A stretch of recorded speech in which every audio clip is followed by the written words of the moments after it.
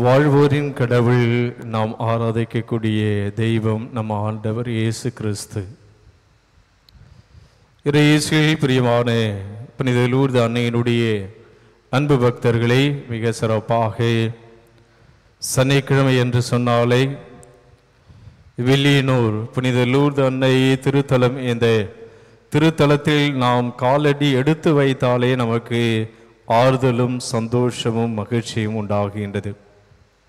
சில சமயத்தில் நாம் கண்ணீரோடு இந்த இடத்திற்கு வரலாம், கவலைகளோடு வரலாம், தோல்வியை சந்தித்து வரலாம், மனபாரங்களோடு வரலாம், குடும்ப பிரச்சனைகளோடு வரலாம், பல்வேறு தேவைகளுக்காக வரலாம், வேலை வாய்ப்பு, திருமணம், குழந்தை பாக்கியம் என்று பல நிலைகளில் நாம் நன்றி சொல்ல வரலாம். பெற்றுக்கொண்ட ஆசீர்வாதத்திற்கு நன்றி சொல்லக்கூட இந்த இடத்திற்கு நாம் வந்திருக்கலாம்.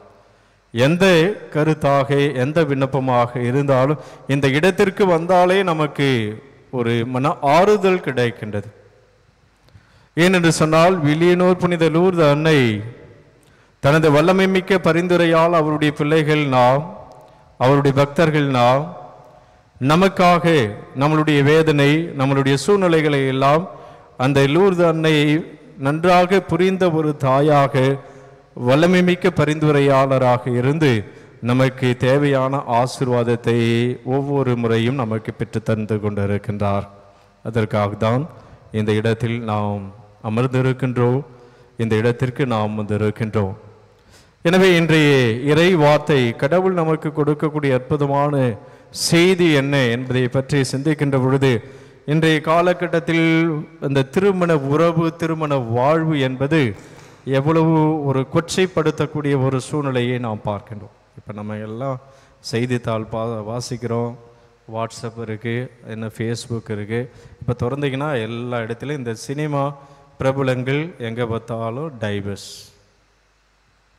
எல்லா இடத்துலையும் அந்த திருமண உறவு, கணவன் மனைவி உறவு, எவ்வளவு திருமணம் என்பது புனிதமானது, மேன்மையானது.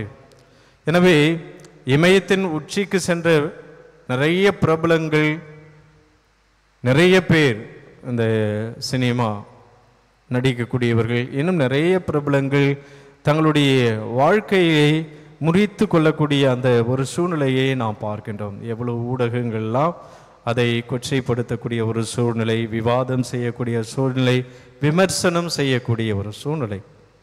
அப்படி என்று சொன்னால், அந்த திருமணம், அந்த கணவன் மனைவி உறவு, குடும்பம், அதனுடைய புனிதம், அதனுடைய அந்த மேன்மையை சில சமயத்தில் புரிந்து கொள்ள முடியாத ஒரு சூழ்நிலையில் சிக்கி தவிப்பதை இந்த உலகத்தில் நாம் பார்க்கின்றோம். நம் குடும்பத்தில் கூட நம் பிள்ளைகளுக்கு அத்தகைய ஒரு சூழ்நிலை ஏற்படக்கூடிய ஒரு வாய்ப்பு உண்டு. எனவே இப்படிப்பட்ட ஒரு சூழ்நிலையில் இன்றைய நற்செய்தியில் ஆண்டவர் இயேசு கிறிஸ்து உயிர்த்தெழுதலை பற்றி எடுத்துரைக்கின்றார், கணவன் மனைவி உறவை பற்றி எடுத்துரைக்கின்றார், குடும்பத்தை பற்றியும், இன்னும் சிறப்பாக மனித வாழ்வு, அதை பற்றி மிக சிறப்பாக தெளிவாக எடுத்து கூறுவதை நாம் வாசிக்க கேட்டோம். பிரியமான சகோதரர்களே, நாம் இந்த நவம்பர் மாதம் என்றாலே மரித்தோருக்கான இந்த வணக்க மாதம். நாம் நவம்பர் மாதத்தில் 2ஆம் தேதி கல்லறை திருவிழாவை கொண்டாடினோம். கல்லறைக்கு சென்று இறந்த விசுவாசிகள் அனைவருக்காக நாம் ஜெபித்தோம். எனவே இழப்புகளை பற்றி நாம் சிந்தித்தோம். அதே சமயத்தில் உயிர்த்தெழுதலை பற்றி நாம் சிந்திக்கின்ற பொழுது அது நமக்கு ஆறுதலாகவும் நம்பிக்கை தரக்கூடியதாக இருக்கு. நம்மளுடைய குடும்பத்தில் நாம் நமது குடும்ப உறவுகளை இழந்திருக்கலாம். அப்படிப்பட்ட ஒரு சூழ்நிலையில் இழப்புகள் ஒரு பக்கம் நம்மை வாட்டி வதைத்தாலும், அதை ஏற்றுக்கொள்ள முடியாத ஒரு மனநிலையில் நாம் வாழ்ந்தாலும், இன்னொரு பக்கம் கண்டிப்பாக வாழ்வு உண்டு, முடிவில்லா வாழ்வு உண்டு, உயிர்த்தெழுதல் உண்டு என்பதைத்தான் இன்றைய நற்செய்தியின் வழியாக ஆண்டவர் இயேசு கிறிஸ்து நமக்கு கொடுக்கக்கூடிய அற்புதமான செய்தி. அதுவும் இந்த நவம்பர் மாதத்தில், மரித்தோருக்கான இந்த வணக்க மாதத்தில், இந்த உயிர்த்தெழுதலை இறைவன் நமக்கு கொடுப்பதன் வழியாக நமது விசுவாச வாழ்க்கை பயணத்தில் மேலும் நாம் வீறு நடை போடுவதற்கு அது உந்து சக்தியாக அமைகின்றது. எனவே இன்றைய அந்த நற்செய்தியில் ஒருவர் மனமுடிக்கின்றார். ஆனால் அவர் தன்னுடைய மனைவி குடும்ப வாழ்வில் அந்த குழந்தை பாக்கியம் இல்லாத ஒரு சூழ்நிலை நமக்கு நன்றாக தெரியும். குழந்தை பாக்கியம் இல்லை என்று சொன்னால் அந்த குடும்பம் எவ்வளவோ கஷ்டப்படும். சமுதாயம் அல்லது பொது சுப நிகழ்ச்சிகள், துக்க நிகழ்ச்சிகள் அவர்கள் செல்வதற்கு எவ்வளவு தயக்கம் இருக்கும், வேதனை இருக்கும். ஏனென்று சொன்னால் அங்கு சென்றாலும் விசாரிப்பார்கள், அதை பற்றி பேசுவார்கள், விமர்சனம் செய்வார்கள், அது கஷ்டமாக இருக்கும். எனவே இப்படிப்பட்ட ஒரு சூழ்நிலையில்தான் அந்த யூத மக்கள் பழைய ஏற்பாட்டில் நாம் பார்த்தோம் என்று சொன்னால் இஸ்ராயல் மக்களுடைய வாழ்க்கையில் குழந்தை செல்வம் என்பது மிகப்பெரிய ஒரு ஆசீர்வாதம். குழந்தை பாக்கியம் என்பது ஆசீர்வாதம். ஏனென்று சொன்னால் குழந்தை பாக்கியம் ஒரு தம்பதியருக்கு இல்லை என்று சொன்னால் அவர்கள் கடவுளுடைய சாபத்தை பெற்றுவிட்டார்கள். அப்ப அந்த தலைமுறை பரம்பரை என்பது தொடர வேண்டும். அது எதன் வழியாக? குழந்தை பாக்கியத்தின் வழியாக, குழந்தை செல்வத்தின் வழியாக தான் அது தொடரும். இல்லை என்று சொன்னால் அது கட்டாயிடுச்சுன்னா அப்புறம் அதுக்கப்புறம் அந்த பரம்பரை தொடர முடியாத ஒரு சூழ்நிலை உருவாகிவிடும். எனவே அப்படி ஒரு சூழ்நிலை ஒரு குடும்பத்தில் கணவன் மனைவிக்கு வந்து விட்டது என்று சொன்னால் இஸ்ராயல் மக்கள் அவர்களுடைய நம்பிக்கை, அவர்கள் கடவுளுடைய சாபத்தை பெற்றுவிட்டார்கள். கடவுளுக்கு எதிராக மன்னிக்க முடியாத பாவத்தை செய்து விட்டார்கள். எனவே கடவுள் அந்த தலைமுறையை அல்லது பரம்பரை தொடர முடியாத ஒரு சூழ்நிலை உருவாகிவிட்டது என்று அவர்கள் ஆழமாக விசுவசித்தார்கள், நம்பினார்கள். எனவே இப்படிப்பட்ட ஒரு பின்னணியில்தான் ஒரு பெண் கணவனை இழக்கின்றார். அதன் பின்பு அவருடைய சகோதரர் மணந்து குழந்தை பாக்கியம் கொடுக்க வேண்டும், அவரும் கொடுக்க முடியாத ஒரு இப்படியாக 7 சகோதரர்களும் மணக்கின்றார்கள். அந்த பெண்ணும் இறந்து விடுகின்றார். மனம் முடித்த அந்த 7 இறந்து விடுகின்றார்கள். வீழ்த்தெழுந்த பின்பு அவர்கள் எப்படி இருப்பார்கள்? பிரியமான சகோதர சகோதரி, நம்மளுடைய மனித பார்வையில், உலகத்தினுடைய பார்வையில் இந்த உறவுகள் எல்லாம் இந்த மண்ணகத்தில் மட்டும்தான்.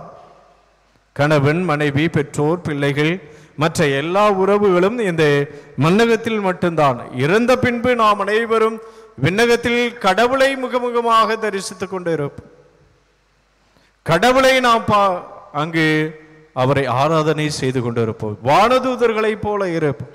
அங்கு உறவு என்பது மனித உறவுகளுக்கல்ல, மாறாக எனக்கும் கடவுளுக்கும் உள்ள உறவு, எனக்கும் இயேசுவுக்கும் உள்ள உறவு. உயிர்த்தெழுந்த பின்பு நான் விண்ணகத்தில் வாழ்வேன், கடவுளோடு வாழப்போகின்றேன், இயேசுவோடு வாழப்போகின்றேன். அங்கே நான் கடவுளோடு இணைந்த நிலையில் எப்பொழுதும் வாழ்ந்து கொண்டிருப்பேன். எனவே அங்கே மனித உறவுகளுக்கு அங்கே இடமில்லை என்பதைத்தான் ஆண்டவர் இயேசு கிறிஸ்து நமக்கு சுட்டி காட்டுகின்றார். எனவே நமக்கு ஆணித்தரமாக இறை வார்த்தை, நற்செய்தி, இயேசுனுடைய வார்த்தை சொல்லக்கூடிய ஆணித்தரமான ஒன்று என்னவென்று சொன்னால் உயிர்த்தெழுதல் உண்டு. அப்ப நம்மளுடைய குடும்பத்தில் இந்த நவம்பர் மாதம், வணக்க மாதம், நாம் திருப்பலி ஒப்பு கொடுத்து செபிக்கின்றோம். நம் குடும்பத்தில் மரித்தவர்களை நினைத்து நாம் வருத்தப்படுகின்றோம், வேதனைப்படுகின்றோம், துயரப்படுகின்றோம். ஆனால் அவர்கள் உயிர்த்தெழுவார்கள். அவர்கள் விண்ணக வாழ்வு உண்டு, முடிவில்லா வாழ்வு உண்டு.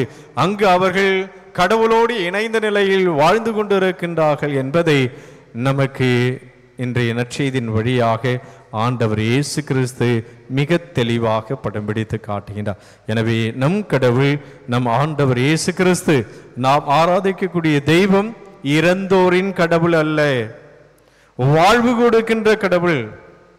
அதனால்தான் இன்று நாம் இந்த லூர்து அன்னையை தேடி வந்திருக்கின்றோம்.